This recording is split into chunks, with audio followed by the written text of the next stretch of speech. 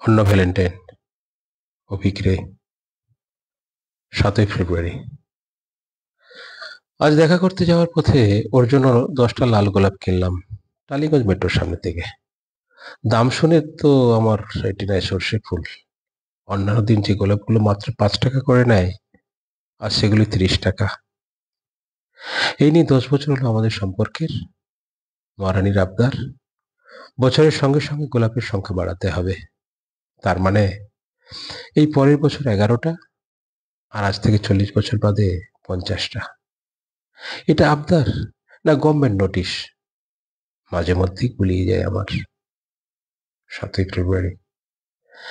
আজ এই নিয়ে প্রায় 3733 বার প্রপোজ করতে হলো ওকে। এই প্রপোজ ডে পেতে একটা অজুহাত মাত্র। প্রথম প্রথম মহিলা ভালোভাবে প্রত্যুত্তর দিতেন, তারপরে একটা নতুন কায়দা শিখলেন। প্রায় ঘাড় ধরে প্রপোজ করে নেওয়ার পর চুপ করে আকাশের দিকে তাকিয়ে থাকতেন। আমি যখন বলতাম, কি রে, উত্তর দিলি না যে? অনেকক্ষণ চুপ করে থাকার পর মুচকি এসে বলতেন, ভেবে দেখবো। আর আজ তো কিছুই বললেন না। খানিকক্ষণ চুপ করে থাকার পর একটা মৃদু হাসির শব্দ পেলাম মনে হলো। বুঝলাম ওটাই ওর উত্তর। 9ই ফেব্রুয়ারি। চকলেট নিয়ে হ্যাংলামের একটা লিমিট থাকে। একবার অটোয় করে যেতে যেতে একটা বাচ্চা ছেলের ক্যাডবেরিতে টুক করেই ভাগ বসিয়ে দিয়েছিলেন ভদ্রমহিলা। ব্যাস, তারপর কি কাণ্ড! লোকের খিদে পায়, কবিতা পায়, আর ওনার চকলেট পায়। তবে মোটা হওয়ার ভয়ে কখনোই নিজের টাকায় কিনে খান না। আজ ওর জন্য একটা ইয়া বড় চকলেট কিনে নিয়ে যাওয়ার সময় দেখলাম রাস্তার অন্য পারের ফুটপাতে একটা ছেলে তার প্রেমিকার জন্য একটা আমার মতো ইয়া বড় চকলেট কিনে নিয়েছে। দেখে মনে হলো, তার মানে আমি একা নই। 10ই ফেব্রুয়ারি। আজ শরীরটা খারাপ থাকায় আর দেখা করতে যেতে পারিনি। এরকমটাই মহিলাকে জানিয়েছি।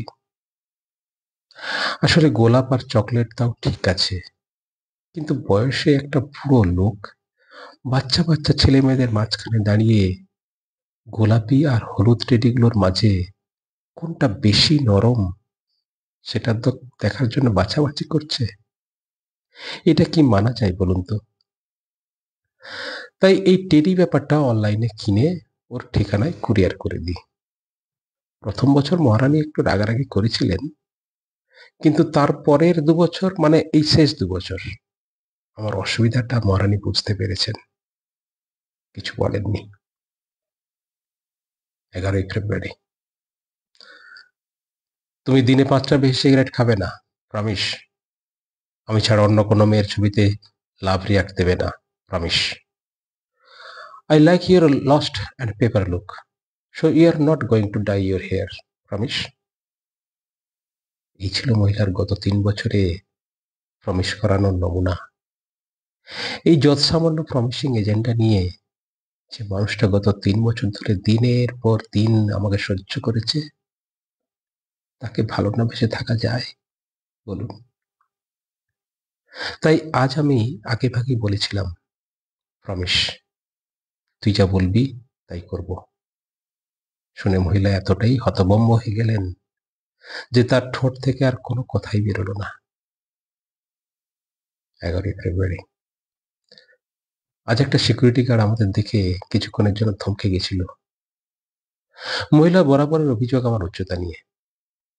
আমি যখন ওর পাশে হাঁটি তখন নাকি আমাকে ওর জেঠু বলে মনে হয়। আমাকে জড়িয়ে ধরলে নাকি ওর মনে হয় উনি পাহাড়ে ওঠা প্র্যাকটিস করছেন। আজ ভদ্রমহিলাকে জড়িয়ে ধরতে হলো একটা বিশেষ কায়দায়। অবশ্য আর কোনো উপায়ও ছিল না। আর ঠিক সেই সময় ওই সিকিউরিটি গার্ড ভদ্রলোক এসে হাজির।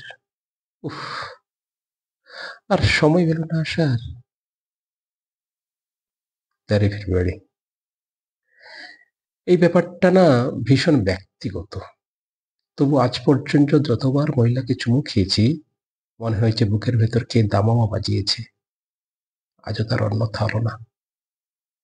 শুধুমাত্র সিকিউরিটিটা এসবের মাঝখানে এসে পড়ে, আরো একবার আমাদের দেখে অবাক চোখে তাকিয়ে রইল। কাউকে বোধহয় আগে এভাবে চমক খেতে দেখেনি। কি করব? মহিলা যে মাটির নিচে কফিনের মধ্যে দিব্যি শুয়ে আছেন, চুমু খেতে গেলে আমাকে তো ঠোঁটটা মাটিতে ঠেকাতেই হবে। 14ই ফেব্রুয়ারি। গতকাল জড়িয়ে ধরার পর মাটি থেকে উঠে দেখি আমার জামায় ধুলো লেগে আছে। এই সিকিউরিটি গার্ড ভদ্রলোক নির্ঘাত আমাকে পাগল ঠেরেছেন। অনেক লোকের মুখে শুনেছি, যার কেউ নেই তার ঈশ্বর আছেন। তবে আমি মনে করি, যার কেউ নেই তার অপেক্ষা আছে। আর এই অপেক্ষার পারে সারা জীবনের মতো আলাদা হয়ে যাওয়া দুটো মানুষকে এক আকাশের তলায় সামনাসামনি দাঁড় করিয়ে দিতে। গত 8 মাস ধরে তুমি আমার পাশে নেই, কিন্তু আমার থেকে অনেক দূরে মাটির নিচে যে তুমিটা চুপ করে শুয়ে আছো, আমি জানি সে অপেক্ষা করছিল এই 7টা দিনের। এই 7টা দিন কারোর চোখে লোক দেখানো, কারোর চোখে আদেলপনা, আর কারোর চোখে কলোনিয়াল হ্যাংওভার। আমিও মাঝে মাঝে বিরক্ত হতাম এই 7টা দিন আসলে, কিন্তু আজ তুমি যখন আমার পাশে নেই, তখন বুঝতে পারলাম এই 7টা দিনের মাহাত্ম্য। এই যে বছরের নির্দিষ্ট 5টা দিনেই ধুমধাম করে দুর্গাপূজা হয়, এই যে বছরের নির্দিষ্ট একটা দিনেই ঈদ পালন করে মানুষ, এই যে বছরের নির্দিষ্ট একটা দিনেই সমস্ত শহর ঝলমল করে ওঠে ক্রিসমাস পালন করার জন্য, এগুলো তো বছরের যে কোনো দিন হতে পারত। কেন হয় না? কারণ তাহলে অপেক্ষা নামক শব্দটাই চিরতরে মুছে যাবে উৎসবের অভিধান থেকে। আর আমরা যারা ভালোবাসাকে একটা ধর্ম হিসেবে মেনে নিয়েছি, তাদের কাছে এই 7টা দিন একটা ধর্মীয় উৎসব। ছোটবেলা থেকে আমি কোনোদিন ডায়েরি লিখিনি। গত 7ই ফেব্রুয়ারি রাতে প্রথম লিখতে বসেছিলাম। তাই গত 6 দিন যা যা লিখেছি, সেগুলো পড়ে হাসি পেলেও সেটা সম্বরণ করার চেষ্টা করুন। আজ এই পাতাটা এখানে বসে লিখছি কারণ কারণ তোমার ইচ্ছে ছিল আমার প্রেমপত্র লিখতে দেখার। এই লেখাটা শেষ হওয়ার পর ডায়েরির 7টা পাতা আমি রেখে যাব এখানে। সাথে নিয়ে যাব এমন একটা ডায়েরি, যাতে চাইলেও এই 7 দিনে কোনো দাগ কাটতে পারবে না। আবার এইভাবেই পরের বছরে এই দিনে একটা ডায়েরি হাতে নিয়ে বসবো তোমার সামনে। যাওয়ার সময় রেখে যাব আরো 7টা পাতা। ততদিন অপেক্ষা করো কেমন? By the way, security guard ভদ্রলোকের সাথে আজ ঢোকার মুখে দেখা হলো। কাল ওইভাবে কফিনে ঠোঁট ঠেকিয়ে রাখার কারণটা জানার পর টানা 5 মিনিট জড়িয়ে থাকলেন। তুমি ছাড়া কেউ প্রথম আমায় এতক্ষণ জড়িয়ে থাকলো। হিংসে হচ্ছে না তো?